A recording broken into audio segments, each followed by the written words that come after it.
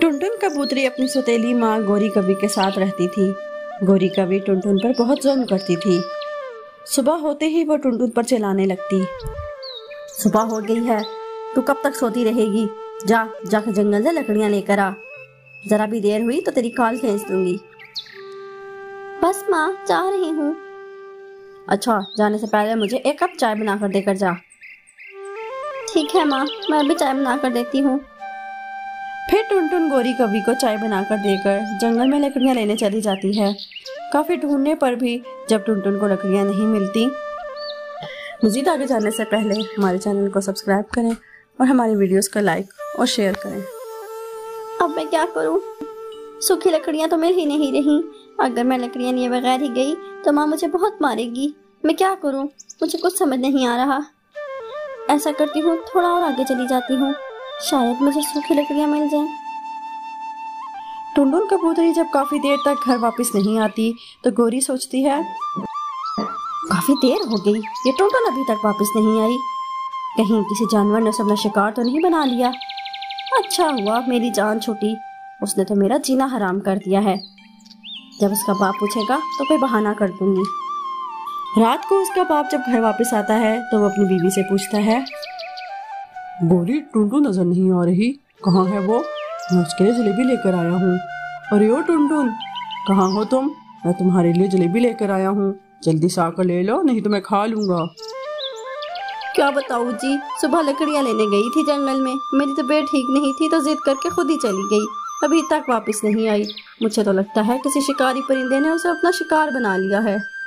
मेरी बच्ची, मैं तेरी माँ को क्या जवाब दूंगा? हो सके तो मुझे माफ कर देना। और दूसरी तरफ टुनटुन कबूतरी लकड़ियां ढूंढते ढूंढते बहुत दूर निकल जाती है और उसे भूख भी लग जाती है। तो टुनटुन को एक चिड़िया दिखाई देती है जो बर्गर बेच रही होती है। बर्गर ले लो बर्गर, बहुत ही मजेदार बर्गर हैं और सस्ते भी, बर्गर ले लो। आओ आओ परिंदों, मजे के बर्गर खाओ। टुनटुन कबूतरी उस चिड़िया की दुकान पर जाती है। मासी, क्या आप मुझे एक बर्गर खिलाओगी? मुझे बहुत जोर की भूख लगी है, लेकिन मेरे पास पैसे नहीं हैं। बहुत जोर से भूख लगी है मासी, दे दो ना। वो चिड़िया बहुत ही रहमदिल थी, वो टुनटुन को एक बर्गर खाने के लिए दे देती है। अरे मासी, ये बर्गर तो बहुत मजे का है। आज पेट भर कर खाना खाया है मैंने। मेरी सौतेली माँ मुझे सारा दिन भूखा रखती है और रात को खाना देती है, मारती भी बहुत ज्यादा है मुझे। मासी, क्या मैं आपके पास रह सकती हूँ? मैं बर्गर बेचने में आपकी मदद करूँगी। मेरी सौतेली माँ मुझे बहुत सताती है, मैं घर नहीं जाना चाहती। आप प्लीज मुझे अपने पास रख लें, आपकी बहुत मेहरबानी होगी।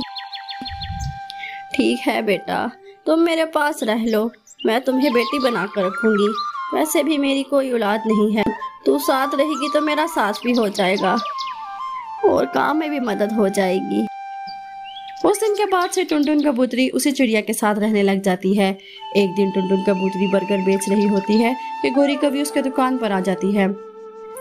टुनटुन, मुझे माफ कर दे, तेरे जाने के गम में तेरे बाबा भी इस दुनिया में नहीं रहे। अब मैं बिल्कुल दुनिया में अकेली हूँ, मुझे माफ कर दे टुनटुन, और चल अपने घर। नहीं माँ, मैं आपके साथ नहीं जाऊंगी, मैं अपनी मासी के साथ ही रहूंगी। उन्होंने बुरे वक्त में मेरा साथ दिया। तुम चली जाओ, मैं तुम्हारे साथ नहीं जाऊंगी। इस तरह गौरी कवि उदास दिल से वहां से चली जाती है और टुनटुन कबूतरी अपनी मौसी चिड़िया के साथ खुश खुश रहने लग जाती है। एक जंगल में बबलू कबूतर रहता था। वो बहुत नेक और ईमानदार था। वो कुल्फी बनाकर बेचता था। कुल्फी कुल्फी, मलाई कुल्फी, पिस्ता कुल्फी, दूध कुल्फी, बादाम कुल्फी, ले भाई ले लो। सभी बच्चे उसकी आवाज सुनकर उसकी कुल्फी खरीदने आते थे। ऐसे उसकी कुल्फी का काम अच्छा चलता था। एक दिन एक बच्चा उसके पास आता है। अंकल, जरा ये लेकर मुझे कुल्फी देना। मज़ीद आगे जाने से पहले हमारे चैनल को सब्सक्राइब और हमारी वीडियोस को लाइक और शेयर करें। सोने की चेन के बदले में कुल्फी मांग रहे हो? किसकी है ये? ये चेन मेरी माँ की है। उन्होंने मुझे कुल्फी खरीदने के लिए पैसे नहीं दिए, इसलिए मैं उनकी चेन लेकर आ गया हूँ। ये लेकर मुझे कुल्फी दे दो। तुम्हारी माँ को बताए बिना ऐसे चेन लाना गलत है। ये चेन अपनी माँ को वापस कर दो। मुझे तभी पैसे देना जब तुम्हारे पास। ऐसा कहकर उस बच्चे को कुल्फी देकर वहाँ से चला जाता है।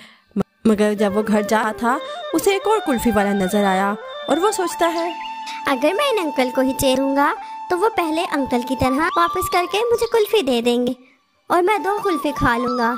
ऐसा सोचकर वो अपनी कुल्फी खत्म करके दूसरे कुल्फी वाले के पास चला गया।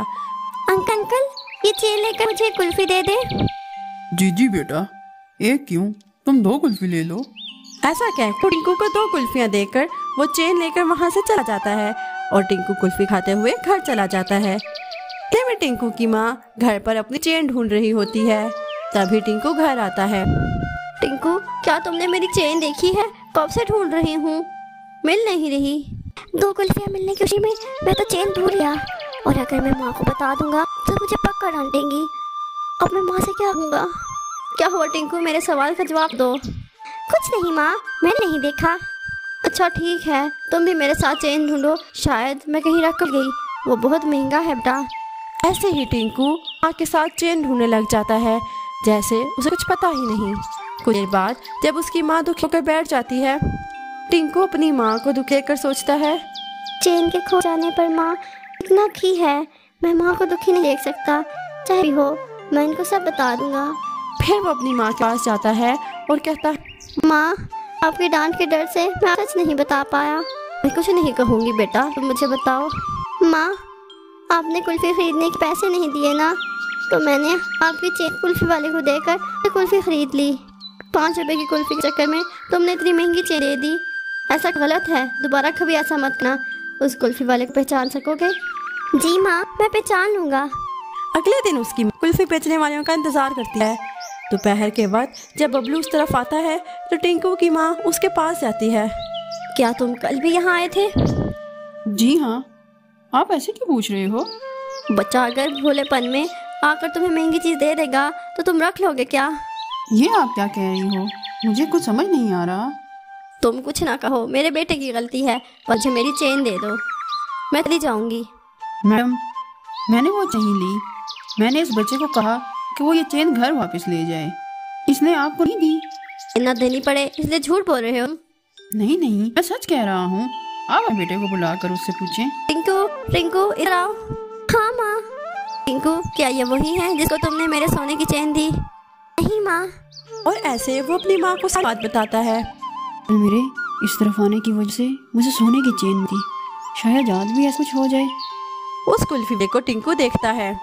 माँ वही है वो अंकल जिसने चेन लेकर कुल्फी दी थी।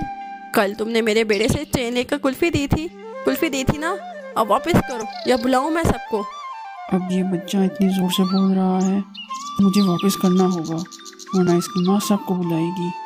लालच के मारे यहाँ आना महंगा पड़ा। चेन दो, क्या सोए पड़ गए हो? मुझे माफ कर दें। ऐसे वो अपनी गलती मानकर उसकी चेन उसे वापस कर देता है। बच्चे मौसम में आकर महंगी चीज ले कुल्फी मांगे तो क्या दोगे? उन्हें इतना भी नहीं बताओगे कि वो गलत है? उस कुल्फी वाले ने लालच किए बिना मेरे बच्चों था। ऐसा कभी मत करना, उसे कुछ सीखो। मुझे माफ कीजिए, मैं सच जाने बिना आपको बुरा भला कहा। कोई बात नहीं, मुझे इस बात की खुशी है कि आपको चेन मिल गई। बेटा ऐसे कभी मत करना, सब लोग एक जैसे नहीं होते, अच्छे और बुरे लोग होते हैं। घर में अपने माँ बाप को बताए बिना ऐसा कुछ भी नहीं करना चाहिए। आइंदा मैं कभी ऐसा नहीं करूँगा अंकल। ऐसा कहकर सब अपने अपने घर चले जाते हैं। मज़ीद अच्छी स्टोरीज के लिए हमारे चैनल को सब्सक्राइब कर दें और साथ दिए गए बेल आइकन को भी प्रेस कर दें ताकि हमारी आने वाली हर नई स्टोरी आप तक सबसे पहले पहुंच सके। और साथ ही साथ हमारी वीडियोस को लाइक और अपने फ्रेंड्स और फैमिली के साथ शेयर कर दें। Thanks for watching.